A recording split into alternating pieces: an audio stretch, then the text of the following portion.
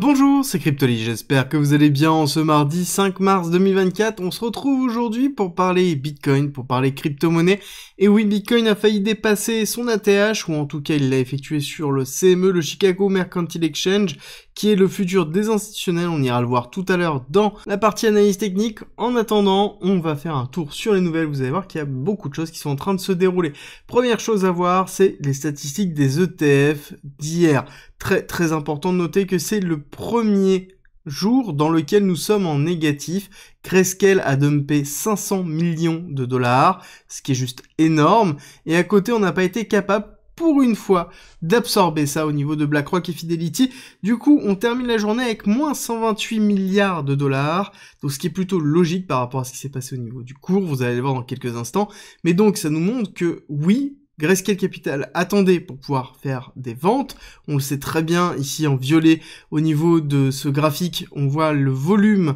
de Grayscale Capital qui est en train de diminuer, qui va continuer à diminuer. Pour moi, je pense qu'on va arriver à un Grayscale Capital dans les alentours de peut-être 20-25% maximum, et ce sera absolument absorbé par BlackRock et Fidelity, majoritairement les deux gros qui sont capables d'absorber totalement ce volume-là, et tant que ça ne sera pas fait, on aura une pression baissière très forte. Donc ça sous-entend que le mouvement qu'on a connu jusque-là, comprenez bien que c'est un mouvement qui est fait avec une pression baissière de Grayscale Capital, avec plusieurs jours en négatif. On voit qu'on revient en fait dans une période plutôt agressive, mais ça va très vite se terminer. Je pense qu'on devrait voir la diminution de Grayscale Capital retourner dans des niveaux plutôt classiques comme on a pu connaître sur mi-février, dans lequel on aurait des dumps de 150 millions de dollars qui seraient très facilement absorbés par le marché des autres ETF,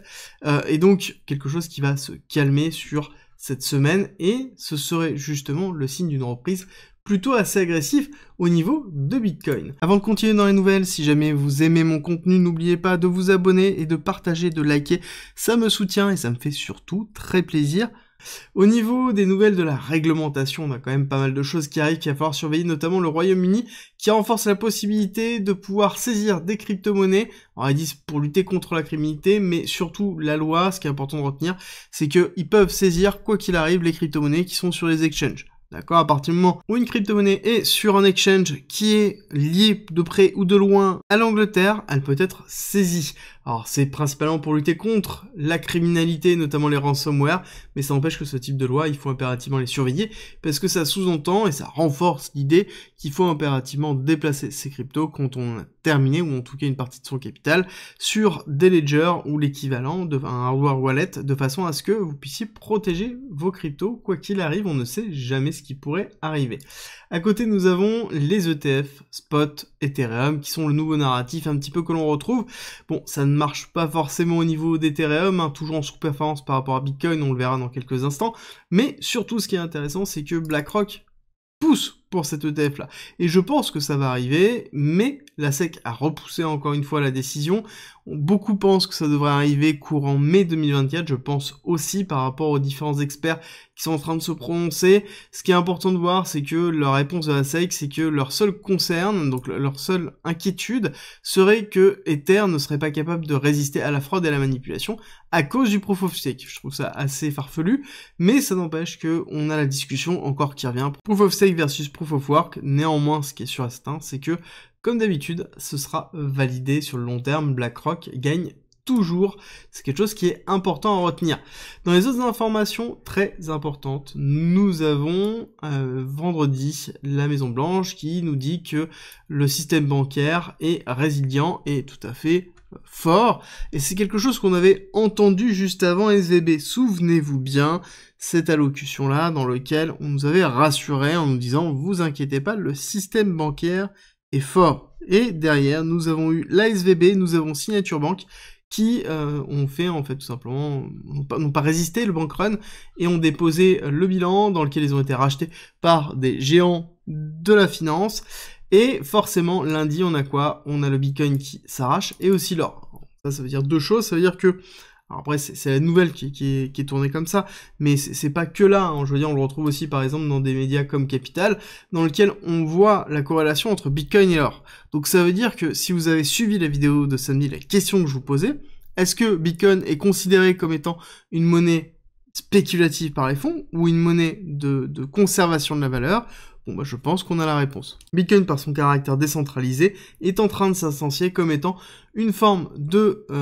conservation de la valeur au même titre que l'or, et ça va être excessivement positif par la suite. Et oui, la dette nationale des USA pèse énormément sur la possibilité d'avoir une crise, pèse énormément sur la pression bancaire, et notamment les banques régionales, où on sait que le 11 mars est un peu la date fatidique, on se rapproche du 11 mars, hein. C'est exactement ce que je vous avais expliqué, vous inquiétez pas, on le traitera dans la vidéo de l'hebdomadaire du samedi, dans lequel on va revenir sur tout ça, mais oui, on a une pression baissière qui est en cours, on a une pression psychologique qui est en cours aussi, et on a un BTC qui a failli faire un ATH sur le spot, malgré le fait qu'il n'y ait pas grand monde encore. Pour rappel, sur les périodes qui sont très importantes, qui sont 2021, on était sur des tops, si je vais y arriver, à 81, d'accord, 81, 69, et les plus bas étaient en fait globalement dans les alentours de 37, 38, 39. En termes d'intérêt, là on voit qu'on recommence à titiller les niveaux bas d'intérêt en bull run, d'accord? Sauf que là cette semaine on voit une accélération, j'arrive pas à sélectionner, on est à 41,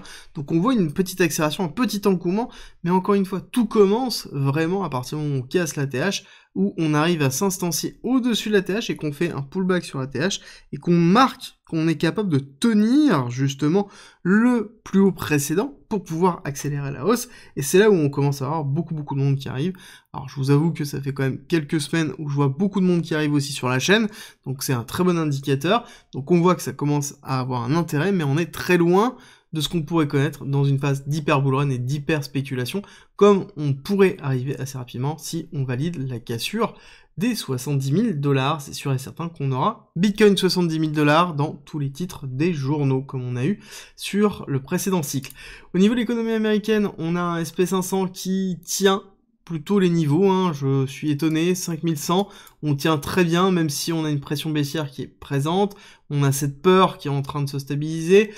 mais derrière, quand on regarde le VIX, comme je vous l'ai présenté hier, on a personne qui est en train de se couvrir, donc les gens sont plutôt majoritairement bullish, donc oui, on pourrait avoir une petite peur plutôt classique sur cette phase de début mars avec les banques régionales américaines et le système financier américain, mais comme d'habitude, on va repartir, parce que le plus important étant le SP500 divisé par la valeur monétaire, donc l'impression monétaire, et c'est très important, parce que justement on parle beaucoup de la dette américaine. Alors oui, il y a une crise au niveau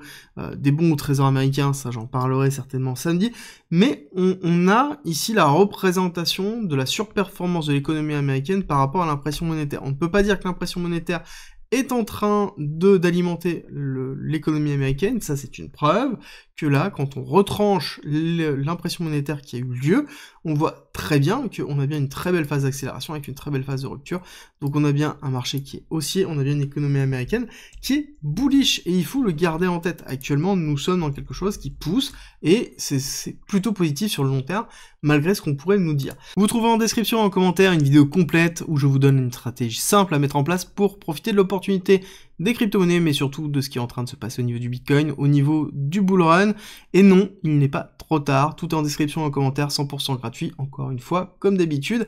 Alors, au niveau du BTC, et oui, on a fait une petite micro-mèche, là je ne sais pas si vous la voyez, cette micro-mèche qui est présente ici, où on voit bien qu'on a pris la liquidité du top précédent sur le CME, le Chicago Mercantile Exchange. Donc c'est le futur des institutionnels, et généralement on a une valorisation du prix qui est toujours supérieure par rapport au spot, c'est ce qui nous donne le premium ou le discount, en fait l'écart entre les deux, et donc ce qui détermine aussi les funding rates sur pas mal de choses. Bon, on va pas aller trop loin dessus, mais ce qu'il faut comprendre c'est que ça c'est un très bon signe. Et le fait d'avoir pris cette liquidité là entraîne forcément derrière une correction au niveau du spot, ce qui est tout à fait normal. Comprenez bien que là sur les CME, donc les institutionnels, on fait un ATH, ont atteint une partie de leur target, ont pris des profits, et donc c'est normal d'avoir une correction un peu partout, et notamment au niveau du spot, avec une bougie qui, quand même,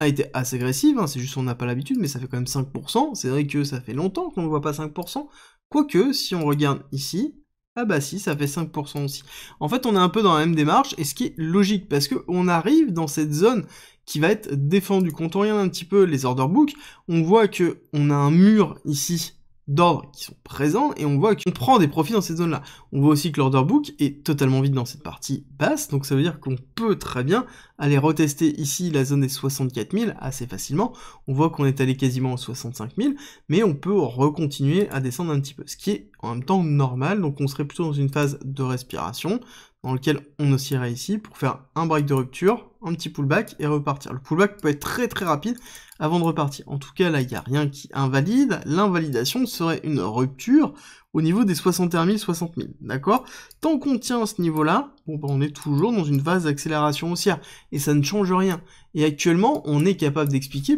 pourquoi ici on est en train de retracer. Je vous en ai parlé en début de vidéo, je vous le remontre, parce que nous avons eu ici une journée très très agressive en termes de vente de GBTC, et donc c'est normal d'avoir une phase de respiration ici, et quand on regarde court terme, on voit bien que cette phase de respiration a eu aussi vocation à libérer une partie des leviers. Quand on voit en fait une mèche de liquidation comme ça, c'est juste qu'on a liquidé une grosse partie des leviers, on revient, on va faire un mouvement baissier qui est en train de se faire, et l'intérêt qu'il y a par rapport à ça, c'est de déterminer est-ce que oui ou non l'order flow est en train de changer.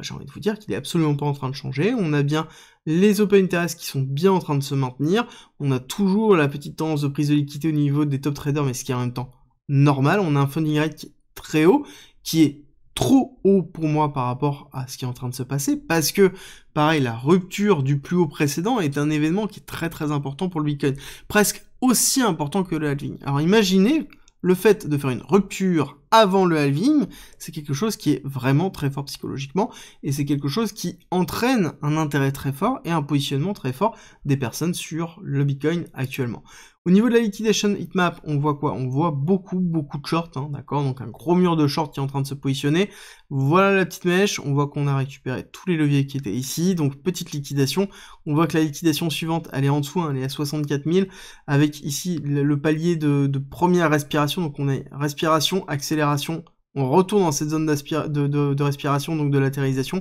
donc qui était la zone du week-end, dans lequel ensuite on repart à la hausse. Donc pour moi c'est un petit peu l'idée, on est dans une phase de respiration classique, surtout prenez du recul, encore une fois l'émotion est forte, beaucoup de personnes sont en train de FOMO, vous prenez du recul un maximum, parce que c'est normal d'avoir des phases de respiration dans ces poussées, et phases de respiration de 5% c'est rien, on a déjà connu des phases de respiration de 20%, donc prenez du recul un maximum, faites attention au niveau des leviers, ne vous faites pas liquider, surtout c'est vraiment le plus important actuellement. Si vous avez tenu tout le bear market, ce n'est pas pour vous faire liquider dans cette partie-là, et si vous venez d'arriver, ne faites pas le FOMO, n'oubliez pas que vous avez en description dans le commentaire un guide d'investissement, un guide de trading et une formation finançable, donc tout ça gratuitement en commentaire en description. Ne vous loupez pas parce que ça arrive très très vite. Écoutez les anciens, ceux qui ont déjà vécu ces cycles-là, si jamais vous faites des erreurs avec vos leviers, vous allez cramer votre compte et perdre toutes les opportunités, parce que oui, la TH est juste encore une fois le début réellement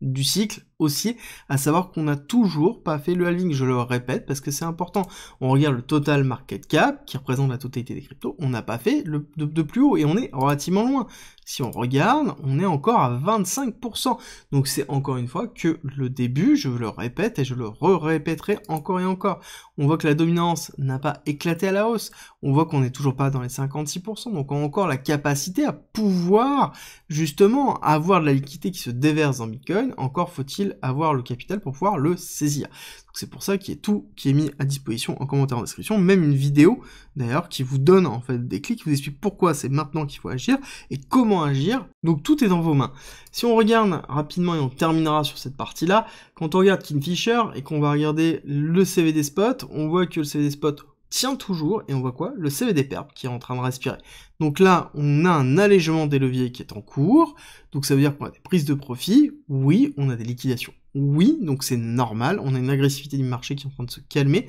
et à côté, les CVD Spots qui sont en train de se maintenir, donc ça veut dire que techniquement, on est toujours très très bien. Et ce qui est intéressant de voir, c'est que ici, on a bien une diminution réellement du RSI, alors on a une petite divergence baissière, mais qui peut être très vite invalidée. Je veux dire, on connaît très bien ces divergences baissières quand on est en plein bull market, on en a eu tout le long, et pourtant elles se sont activées que vraiment à la fin, donc on prend du recul, mais on voit surtout un RSI qui est en train de se calmer, et qui se valide aussi en une heure, où on voit bien une respiration du RSI, donc un momentum qui est en train de respirer, pour pouvoir repartir, qui est un petit peu ce que l'on a connu durant ces phases de latérisation, donc rien d'anormal, encore une fois, par rapport à ce qu'on est en train de voir. Donc, classique, on prend du recul, on profite de ces moments, et on se positionne au maximum, on renforce ses positions dès qu'on a la possibilité de pouvoir le faire. C'est vraiment la meilleure démarche pour accompagner, encore une fois, quoi? La tendance, et quoi de mieux que d'accompagner un bull run comme tendance. Si vous aimez mon contenu, n'oubliez pas de liker et partager, ça soutient vraiment la chaîne, et abonnez-vous si c'est pas déjà fait, et nous on se retrouve très vite pour une nouvelle vidéo.